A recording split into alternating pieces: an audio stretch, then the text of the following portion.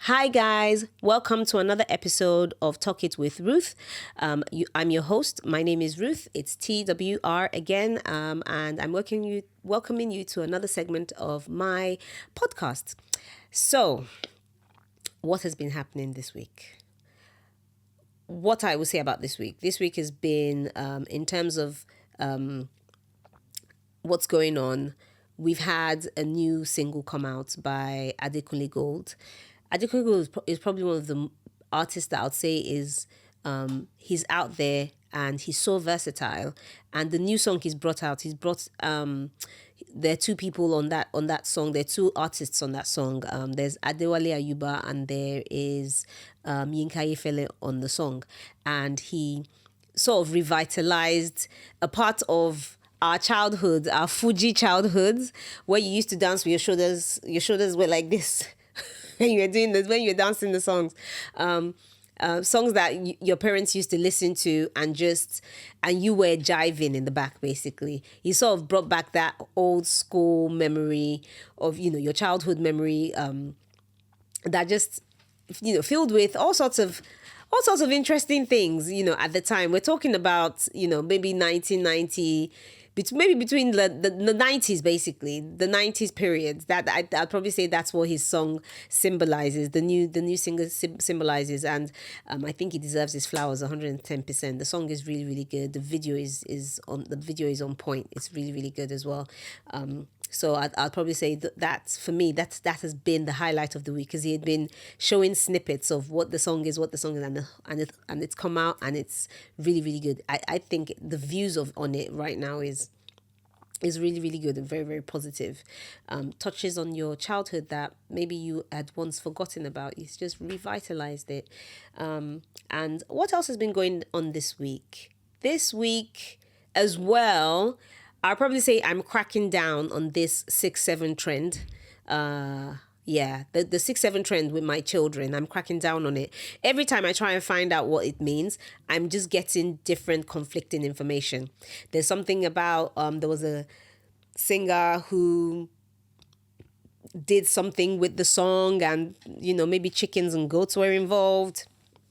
I've seen a video on that, and the practices behind it. And then I heard, it was just something mentioned because of a American, I think, basketball player or something like that. I honestly don't know. All I know is that if the time is like maybe something to do with 6 and 7, or I say, I need sevens, my the people in my house or my children will go 6-7, and they keep going on. And I've already told them 6-7 is banned. I don't want to hear anyone saying 6-7.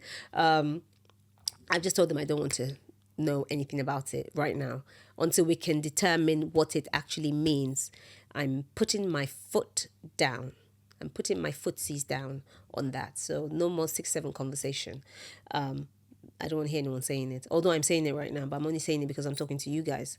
But I don't want to hear anyone saying it for now in this house. I can't say for outside this house, but in this house, that's the rules. And we'll leave it at that. Okay. Okay, so moving on. I think the conversation today is in line with the 1990s period. 1990s, early 2000 period conversation, I think. And the topic today is quick independence. That's what I would probably call it, quick independence. I don't know if you guys notice it. Anyone that's a millennial, basically, that is, I don't know, maybe between the age of maybe 35 and 45, that age range, and you were raised, maybe in the UK, there's this thing where we learned to be independent really, really quickly. And I would say that we are first generation, aren't we? Yes, we are first generation. As first generation African immigrant children, you had to learn to be adaptable. You had to learn to be independent really, really quickly. I remember very well that buses used to be 40p back then. Buses used to be 40p to get on the bus. And the market. Market was, what was the name of our market? What again? Was it Deptford? Yeah, Deptford Market. Deptford Market was our go-to, and you have a situation where your parents are working all the time. They're working, do what they're hustling all the time, and you just had to get on with it. There was You did not have time to whinge. You did not have time to cry. You did not have time. You didn't even have anyone to really look over your homework or anything. Even your school uniform, you had to be the one to make sure that it was washed, cleaned, or dry cleaned if it had to be. And most of all, you were the one that had to cook as well. I have bags of memories about things like that. I think one of the earliest things I remember, probably around the age of 13, we would literally go to school. Where was my secondary school? My secondary school was Addie and Stanhope. Shout out Addie and Stanhope. I'm a Peppy's girl, Peppy's house, all the way. And I remember, going to school, and quote unquote being like the AF, being the AF girl, and I'll probably say I was quiet, unassuming. I just tried to fit in because some people were already friends before I got there. Tried to fit in, had my own, I then had to figure myself out. But school life was very different to home life. Home life, you had certain responsibilities that you just had to do. I remember very well that we knew that, okay, we had to cook stew. You had to cook stew. You had to prepare a chicken. Oy, oy, oy. You'd have to cook 2 Prevera chickens, make a stew or something. Make a stew and maybe do rice and veg on the side or something like that. And I remember very well that we would go to school and we'd get back home around maybe 3:30, 3:45. And we would just, back then as well, when I got home, I had to have my Sunset Beach. Yes. Sunset Beach. I had to watch what was going on Sunset Beach. I can't remember the names of the characters. I think there was one called Cole or something like that. Was it? I can't remember. But anyway, yeah, I had Sunset Beach that I was going to watch and everything.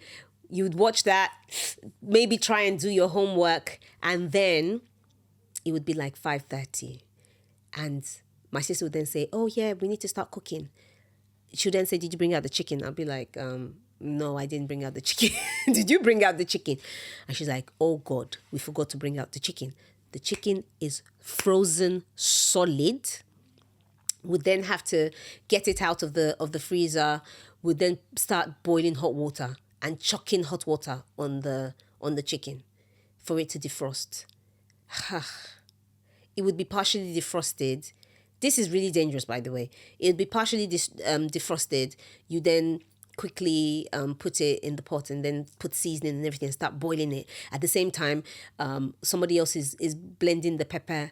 Someone else is blending, the peppers and the tomatoes, and then you have rice cooking on the other side. FYI, this kitchen is a really small kitchen, but by the way, this kitchen is a really small kitchen, and we're trying to hustle in there. Have to do the stew, have to do the chicken. By the way, the stew will be ready. The chicken is still boiling. The rice is done as well. And would be like, gosh, mom and dad are going to be home by 6:30. We're not going to make it. As soon as they step in, we'll then, start having chats with them so they don't know that, okay, in reality, the food isn't ready. Isn't ready.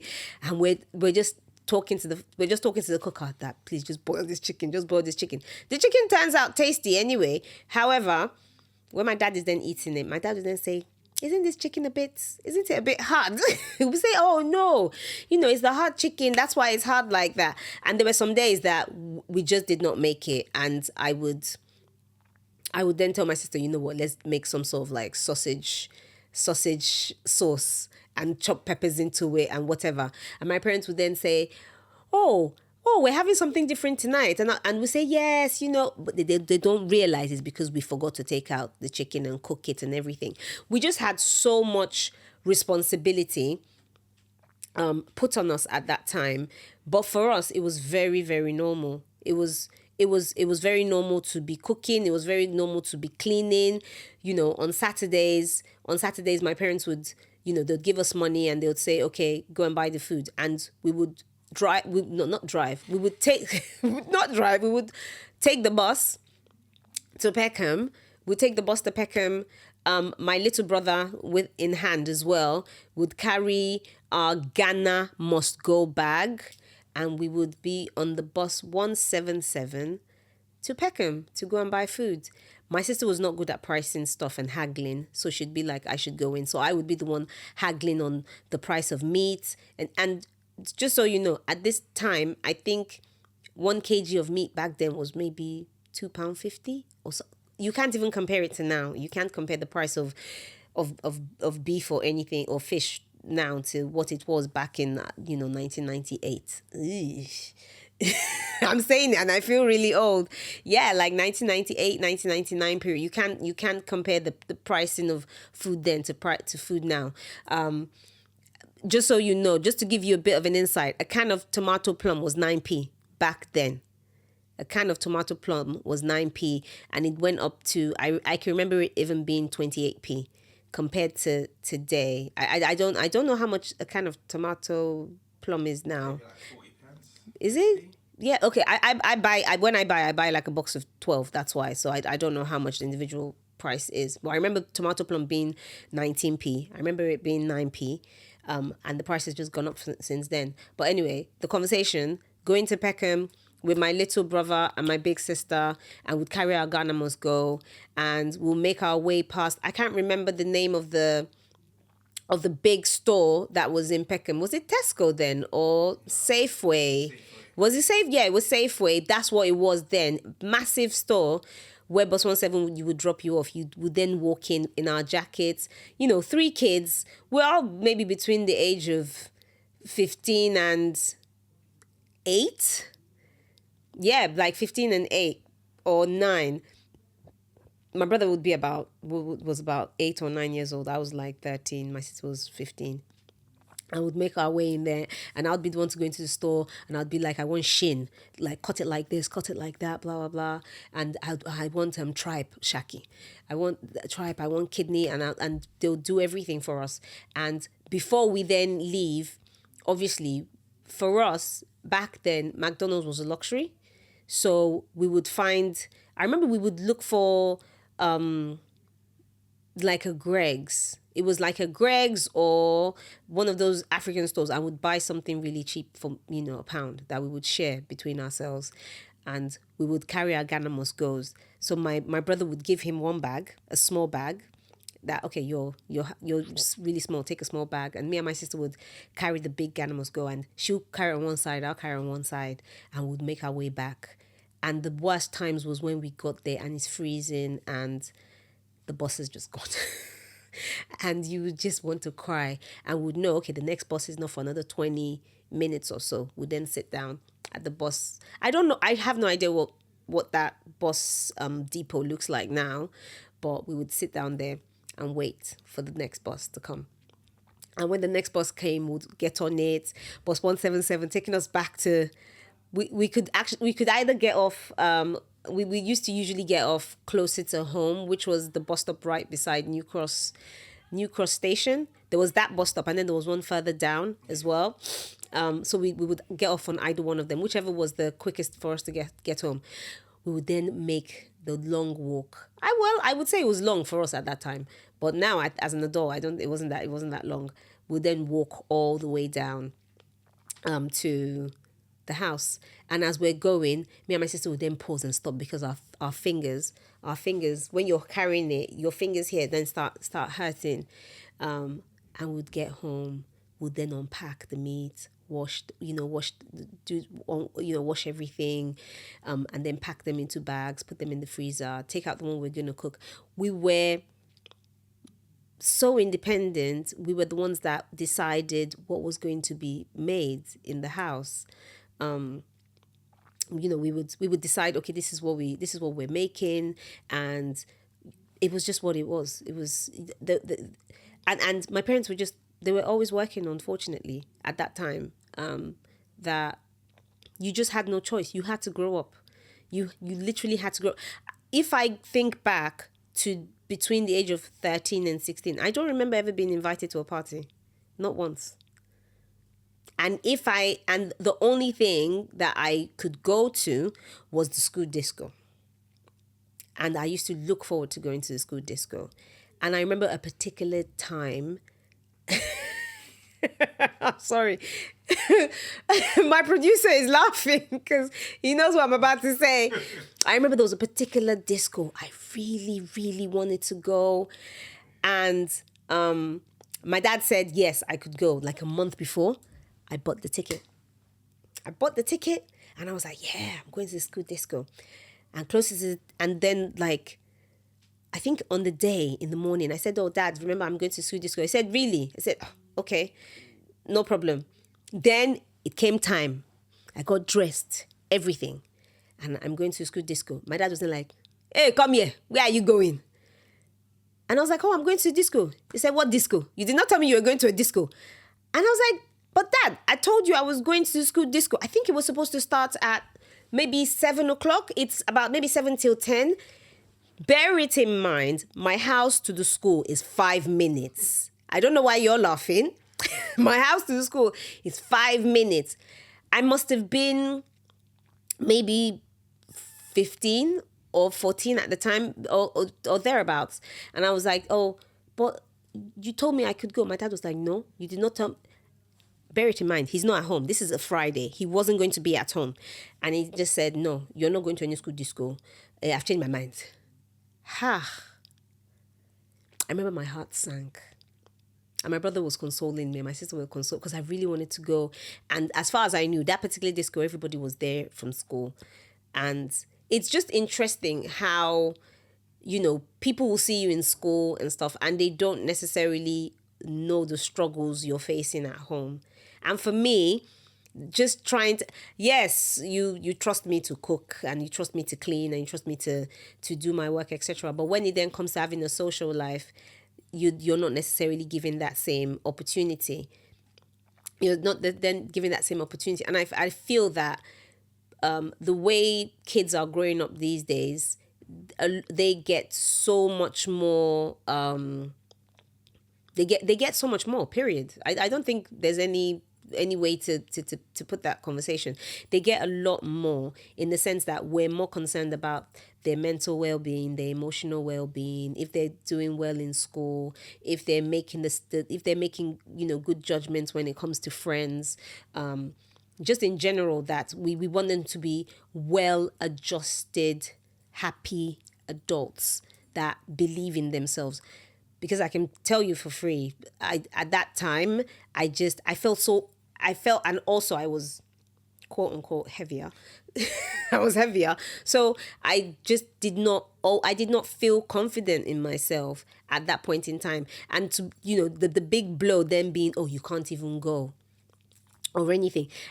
And this is where this disco is taking place. It's in the hall. It's in the hall, the school hall where we all are every day.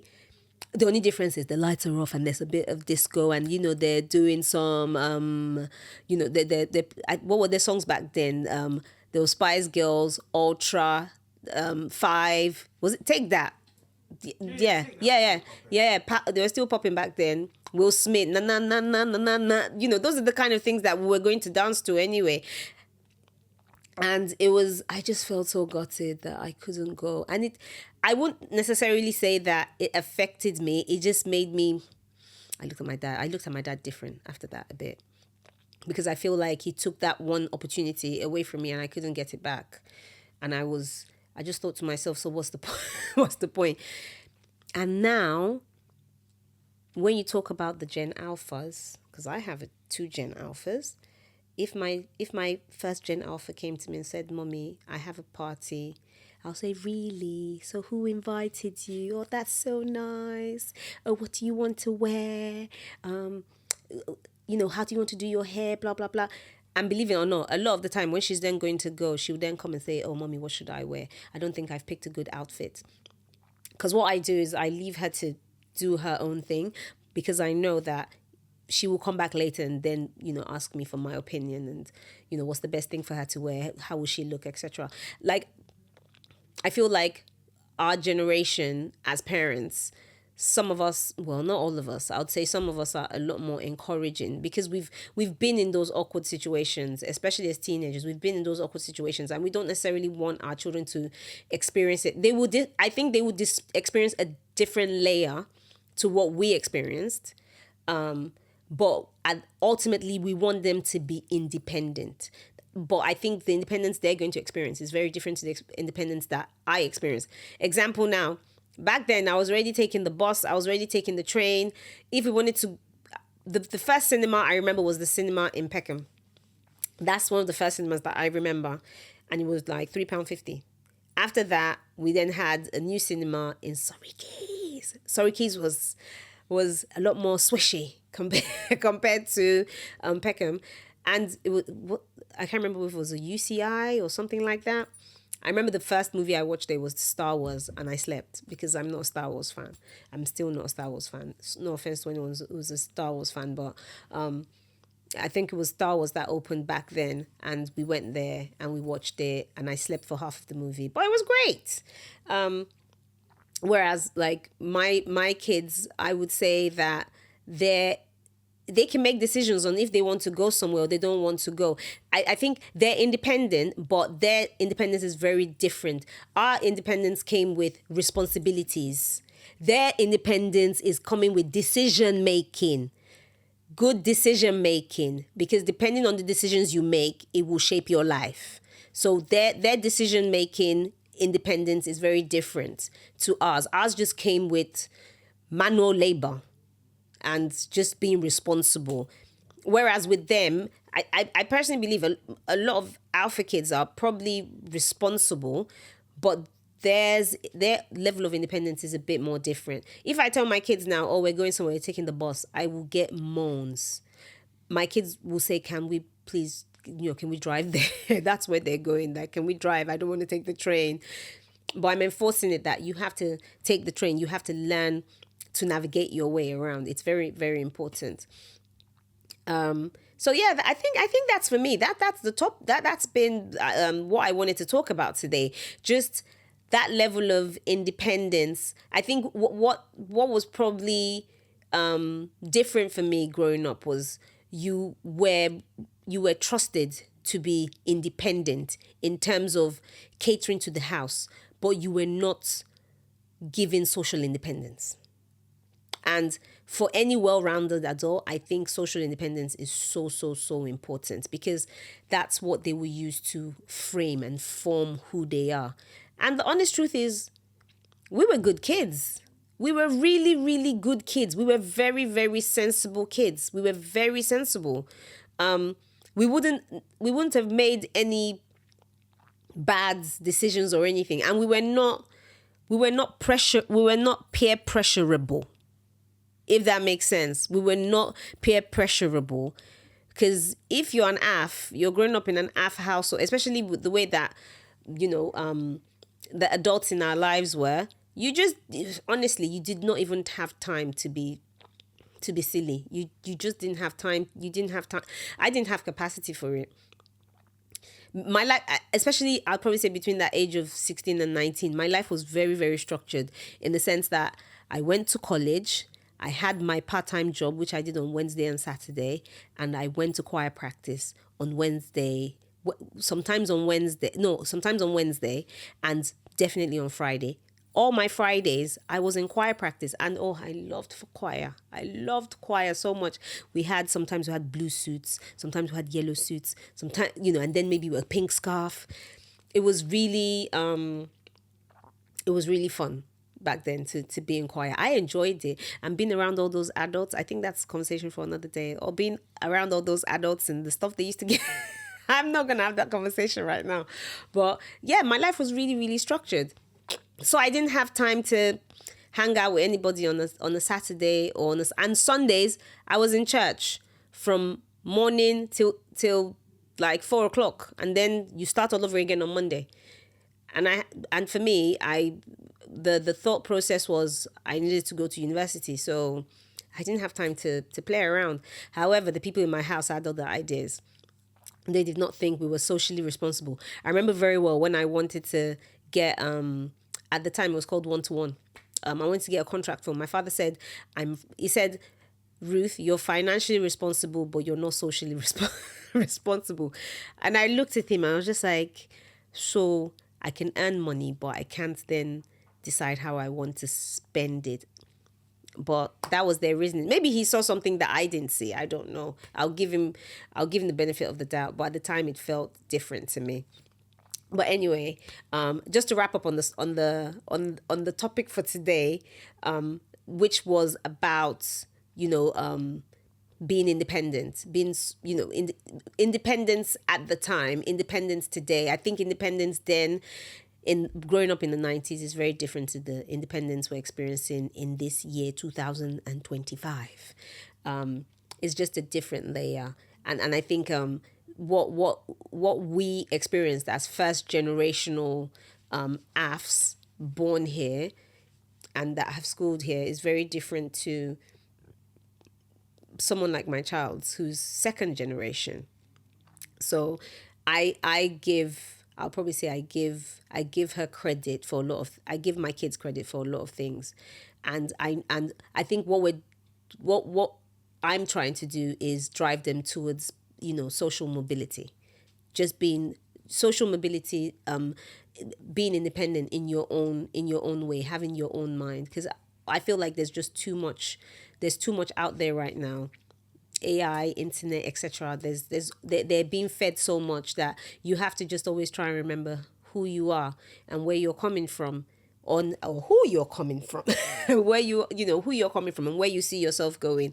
As long as you have those key things in mind, I think you'll be okay. Just like kids back then, those that are okay today are okay. And you just hope for the best. You just hope for the best for people, and you hope for the best, but you plan towards that best as well. So yeah, that's what I wanted to talk about with you guys today. And I hope you've enjoyed the show, and please like, follow, subscribe, comment. All of it is very much appreciated. All of it is very much welcomed.